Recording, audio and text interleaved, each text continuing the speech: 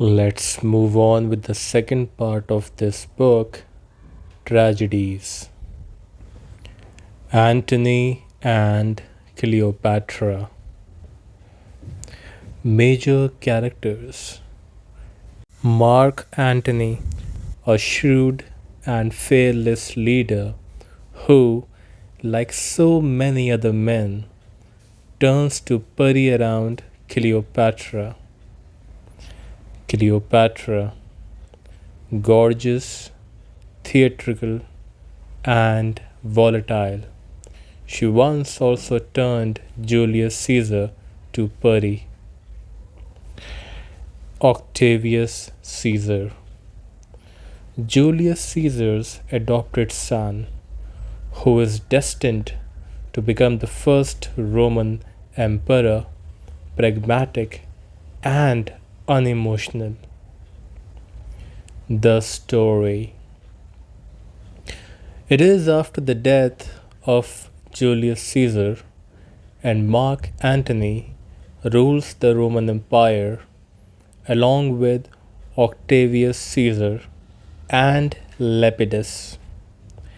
Antony is in charge of the easternmost section of the empire and is based in Alexandria, Egypt.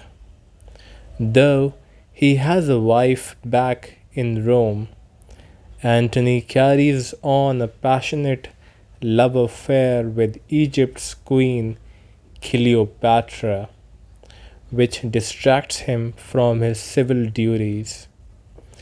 The play opens with Antony receiving word from Rome that his wife has died and that Pompey seems to be preparing for rebellion against the triumvirate.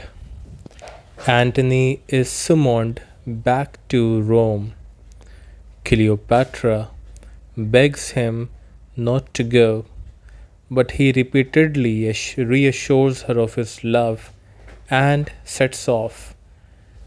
Back in Rome, Antony marries Caesar's sister Octavia for political purposes, purely to solidify the triumvirate. Cleopatra flies into a rage of jealousy when she hears of Antony's marriage, but is eventually calmed when she is reminded of her incomparable beauty and charms. She is certain Antony will return to her. Antony, Caesar, and Lepidus negotiate a peace with Pompey.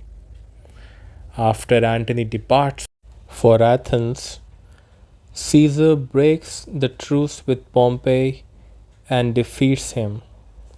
Caesar also accuses Lepidus of treason and imprisons him. Antony is infuriated by this news and returns to Alexandria without Octavia, where he raises an army to fight Caesar. Despite the superiority of Caesar's naval fleet, Antony decides to battle Caesar at sea. In the middle of the battle, Cleopatra's ships flee and Antony follows, leading to his defeat. Antony forgives Cleopatra, of course, demanding merely a kiss from her to make up for his humiliating military failure. Caesar writes to Cleopatra asking her to betray Antony and come over to his side, which she seems to consider until Antony declares he will fight another battle in her honor. The fight begins on land, but when Caesar switches to a sea battle, Cleopatra's ships flee once again. Antony is infuriated and resolves to kill Cleopatra, who thinks the best way to win his love back is by having word sent to him that she is dead. When Antony receives the news, he attempts to kill himself with his sword, but manages to only wound himself. When he hears that she is alive, he manages to make it back to her before dying in her arms. Caesar travels to Alexandria and tries to persuade Cleopatra to give herself up. Instead, she commits suicide with several poisonous asps.